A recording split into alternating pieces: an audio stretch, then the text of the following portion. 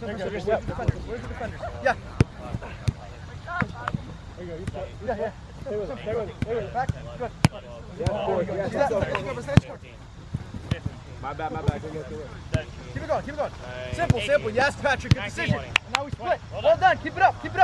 Where we're gonna pass is based on where the defenders are positioned, right? We need to play the simple option unless it's on to play over there. He's all the way over here, so there's no need for you to put it down in the middle because he's gonna intercept. So when you get it, just play the simple option to the side. Go on. Play the simple option to the side. Now they're gonna start pressing. Go on. And now we can just move it side to side. Eventually, we can maybe bypass a little bit, buy ourselves a little bit more time. Simple. Where's the defenders? Yeah. There you go. Yeah. Simple. Good. Here, back. Good. Split. There we go. You see that? Keep it going. Here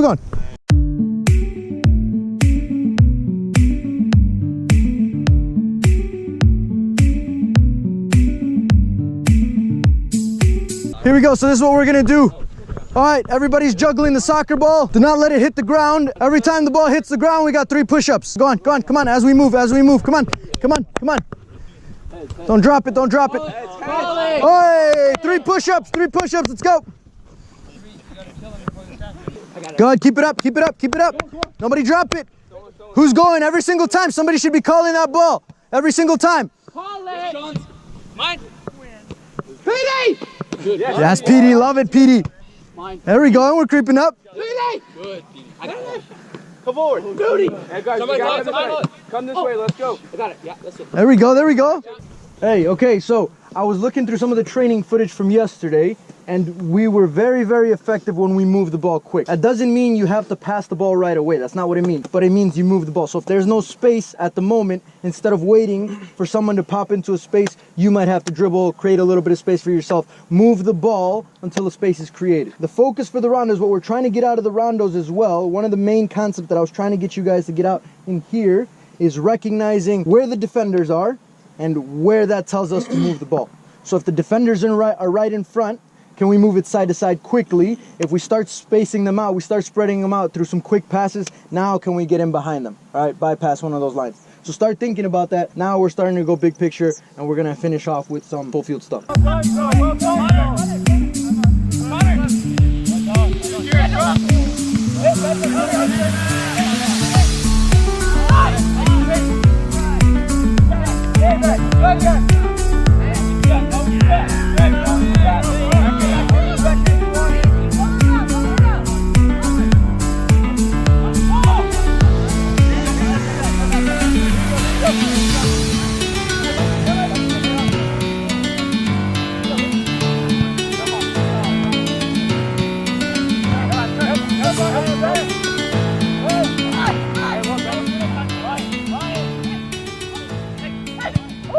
Because most like, I mean, I'm not saying it's wrong. I'm not saying this is wrong. This might completely be the option. He gets the ball.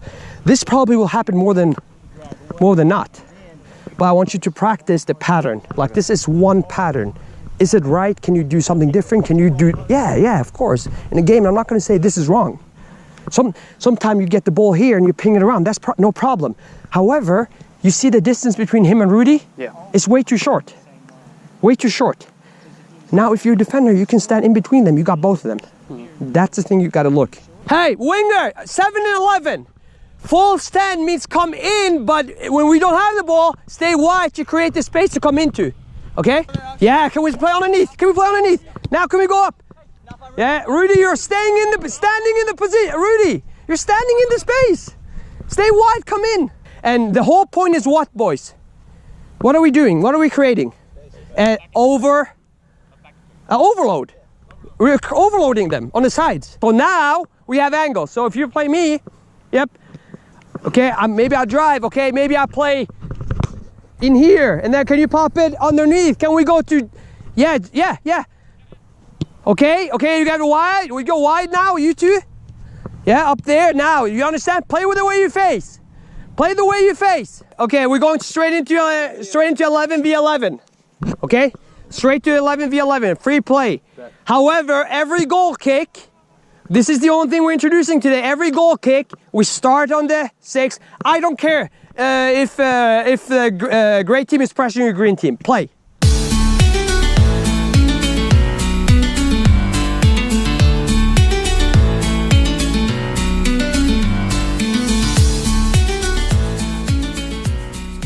Well, if they play with 2 backs, Mark could go press, and now we're defending a little bit deeper, all right, in our half.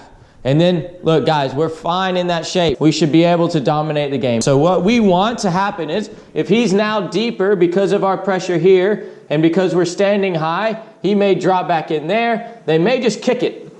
And if they do, what are the numbers in this situation? How many for them? 3. 3. Good or bad? Good. Yeah, good numbers for us, okay?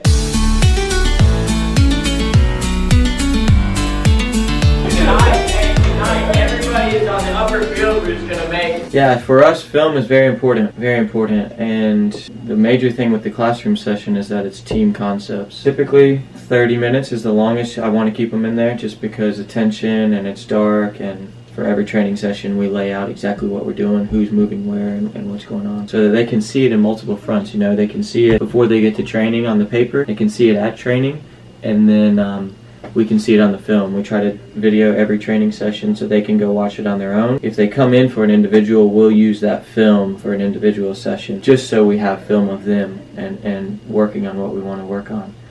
And then, you know, yeah, it's very important that players see themselves, but then also see the big picture, and how they fit into that big picture is important for us. We started today's session with a dynamic warm-up before we went into rondo, as you see behind me. Focus on this session is to see some of the attacking principles, especially building out of the back, and some of the things we worked on the last couple of days. And can they link together? Can they find those pockets? Can they keep the ball on the ground and go from side to side to find the best opportunity to penetrate the back line of the other team? I also am looking forward to see some flair in the attacking third. Can we see some creativity? We haven't worked too much on the defensive principles, so I'm not so much concerned about that right now. I want to see them play soccer. I want to see them keeping the ball on the ground on 1 and 2 touches, being dynamic in the movement, and getting scoring opportunities. Basic passing patterns. Jeremiah is going to go to Brian. Nick's going to go to Petey. You follow your pass, and you just go in a square. You just go in a square, just to start off. Got it? So you'll come this way, he'll go that way, and then you just go like this, you follow your pass. All right, off we go, let's go. Don't just stand at the cone, start in front of the cone and check behind. Check away. Open up, receive with the farthest foot, play it forward. All right, even in a basic passing combination like this, the square passing, we can start incorporating some concepts that we've been talking about. Those passing combinations that we go up, back, and through is all about our timing, right? And receiving the ball, being able to go and play. So when we start here, we can start inside. I'm waiting. My cue to check out and create some space is what? When Luke takes his first touch and he's facing forward, right? He looks up, that's my cue. So I'm waiting here. Jeremiah plays Luke, right? Takes his touch. Now I check out, yes. That way I can create some space. I'm not in too early. I'm not in too late. And I can play the ball. I create some space from the defender. Okay, so don't just stand at the cone, but check away when it's your time to check away, and then play. Okay, off we go, let's go. Next progression, it'll go up, back, skip one, so up, back, and through. Play it to Cole, Cole lays me off at an angle. Play it there, he lays him off. Skip one, good, plays it back. There we go. Guys, calm down with your passes. Right here. There you go. Accuracy, boy. Stay. Yeah, Jared. Right here. So watch this, even out the lines. When that ball goes, if it goes into Cole, I want to be back here. So it goes into Cole, let's say he just skipped it. I want to be back here. Now my body's facing in the direction I want to play, as opposed to doing this. So he plays it there, he drops it off here, but now I have to do this. If I'm the defender, Cole, you're gonna go in this direction, I'm probably gonna be right here, right? So if he plays a square pass, I'm gonna intercept it. If he plays it there, I'm not gonna be able to intercept it. I don't mind you guys messing up a pass.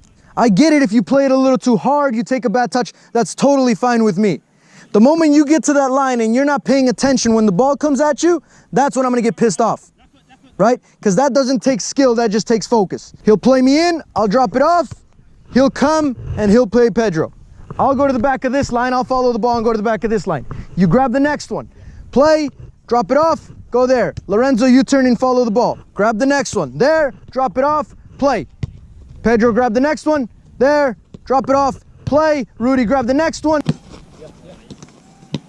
Yes, Griggs. Hey. Yeah. Ball. Yeah, Rude. Well done. Yes. Yama. Yeah. Jeremiah. Quicker. You pass the ball, you get the next one. You pass the ball, you get the next one. Good. Yeah, Luke. Good, boys. Good. Let's go. Ask for it, Cole. Help each other out. Ask for it. Especially if they get confused. Where are they going to go? Yes. Where are they going to go? Myron. That's why we got to talk to him. Find me. Down here. Yes, thank you. Hey, Pedro, you're up. Pedro.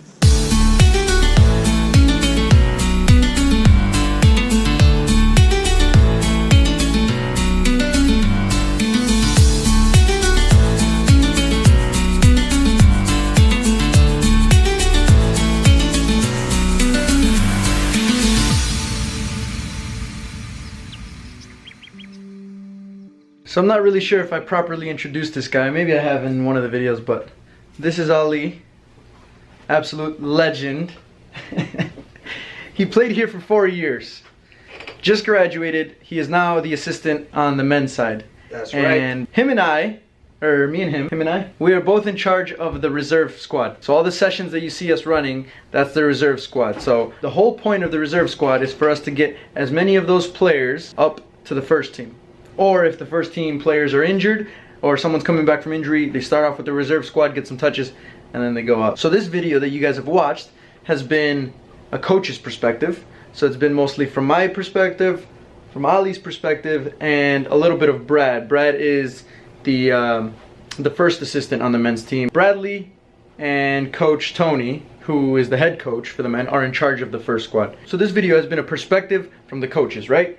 So, what is something that you're looking for when you're coaching the reserve squad? Like, what are some things that you're looking to get out of the training session? Or in terms of like the player's outlook, what are you looking for when we're training the reserves? I expect you to work hard. I expect you to give 100% in terms of effort and, you know, these kind of things. What I'm talking about is, are you able to take the information we're giving you and use it on the field? And that is the biggest disconnect sometimes between, yeah, you're working hard, but are you doing the right thing? We're not looking to get them to the first team for them to be there 2 weeks. We're trying to make them better players so they can play there for 3 years or 2 years, so maybe a year, and hopefully going into the next level after that. There's another misconception in college soccer, is that championships are important.